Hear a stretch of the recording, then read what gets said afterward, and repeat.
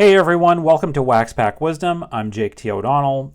Today is a mail day review of a couple of groups of cards that I got in the mail this past week.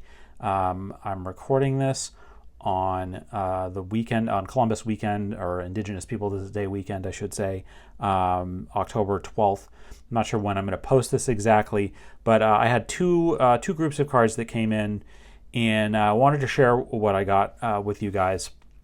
So the first one I'm going to show is actually the second one that showed up, and it was a lot of cards that I got from somebody that I bought from before on Facebook. There was one card in particular that I really wanted, and then I kind of just added a bunch more cards in the claim sale that they were running on Facebook just to get them.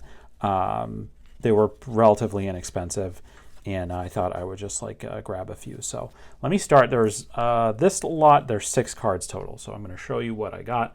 The first one is this really nice, really clean 76 Topps Jim Rice with the rookie cup there. This card I might just put in that 76 set that I'm kind of sort of working on building, because I don't remember if this card is in it, and if it is, I'm sure that this card is in better condition than whatever is in that box. But I just thought this was really clean, even though it was maybe a little bit off center, but just a really, really nice, really pretty Jim Rice card. We'll leave Jim there for now. Also, this card was just $3. It was a 62 post Yaz. This is second playing year, first year after his rookie year. And as you can see, there's a chunk missing and there's some writing on it, but this was only $3. I do already have this card, but I just thought $3, add it in, justify the cost of shipping, and this will just go in my Red Sox binder of other cards that I have. Speaking of that, really cool 74 Fisk. This card's an upgrade on the version of this card that I already have, so I figured this will go in my vintage binder, and then the less good one will go in my Red Sox binder. You know what's fascinating was I was selling some cards on Facebook a while back. It was in August. Feels like a while back, as I think folks know I've had kind of a long fall already. But they were asking not about this card in particular, but they said that they collected horizontally aligned cards from the top sets from the early 70s. I think 71 through 74 or 75.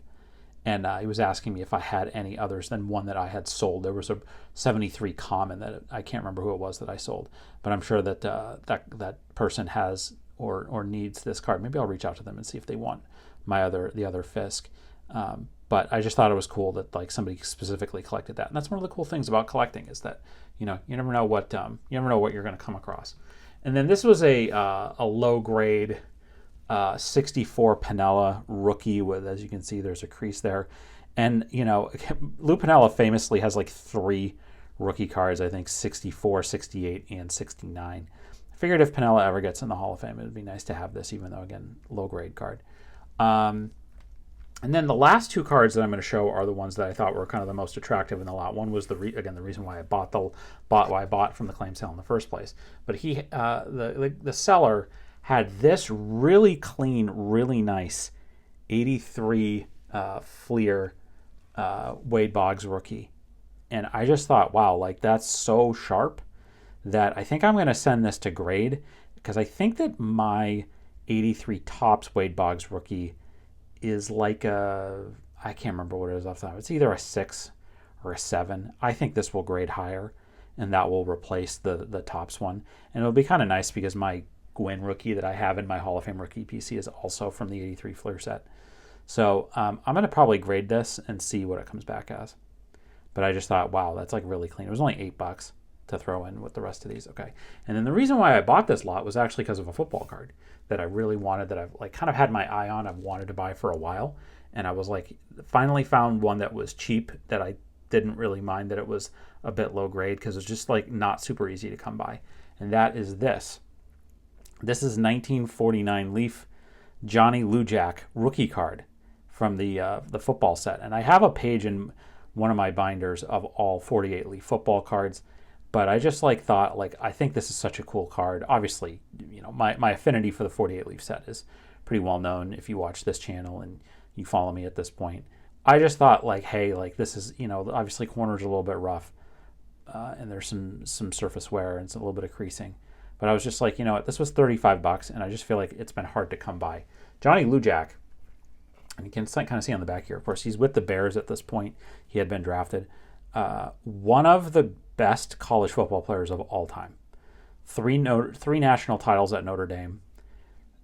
Unanimous All-American quarterback for 46 and 47. Forward passer, runner, and kicker. He was also a defensive back.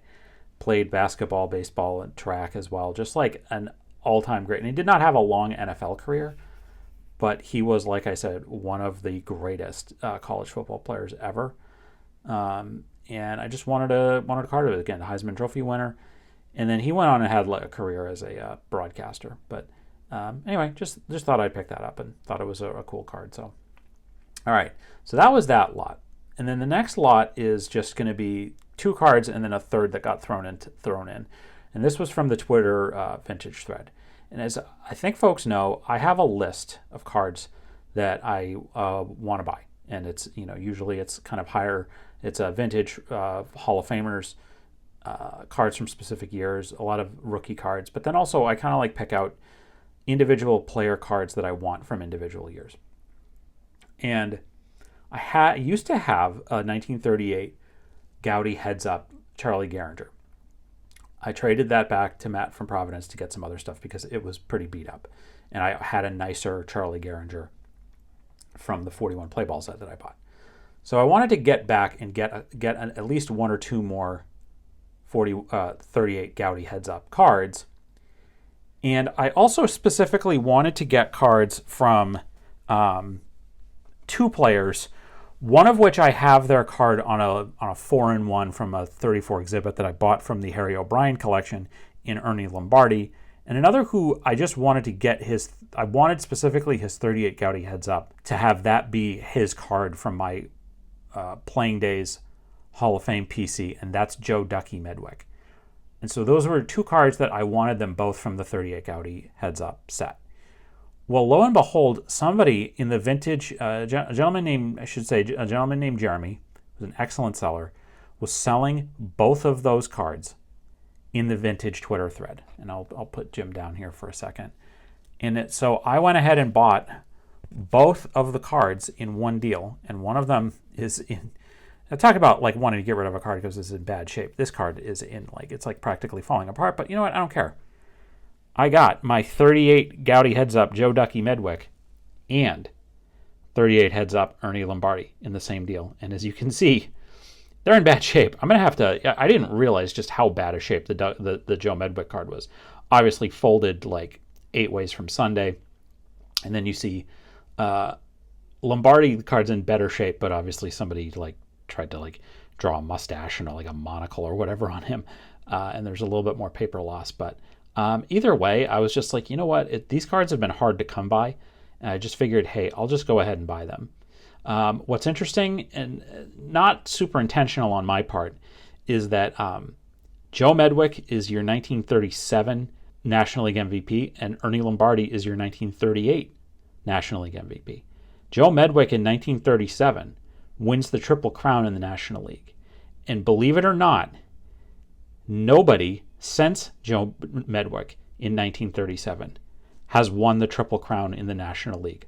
All of the Triple Crown winners for almost 100 years. Nobody has won the Triple Crown in the National League since Joe Ducky Medwick did it the year after this, or the year before this. And then Ernie Lombardi wins the MVP in 38. So but you're back-to-back MVP winners, 37, 38, and the 38 set here. So anyway, maybe I'll upgrade this Medwick at some point. I don't know. I really like it, though.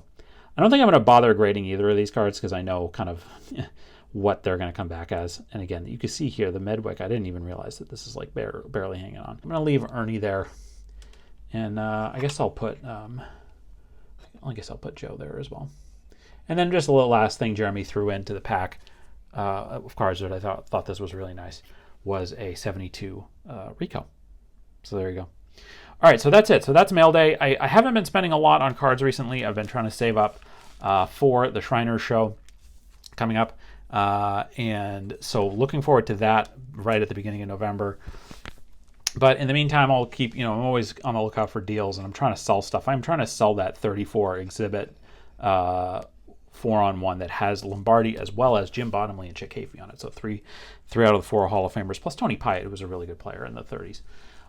So let me know if you're interested in buying that card. I'm happy to show it off, and I've posted it in the vintage sales thread on Twitter, and I haven't had any bites. I had one person on Facebook make me an offer that I didn't think was quite good enough. So I'm happy to hang on to that card too. But anyway, that's going to do it for this edition of Wax Back Wisdom. Tell me what you thought of these cards. What do you think was the nicest one?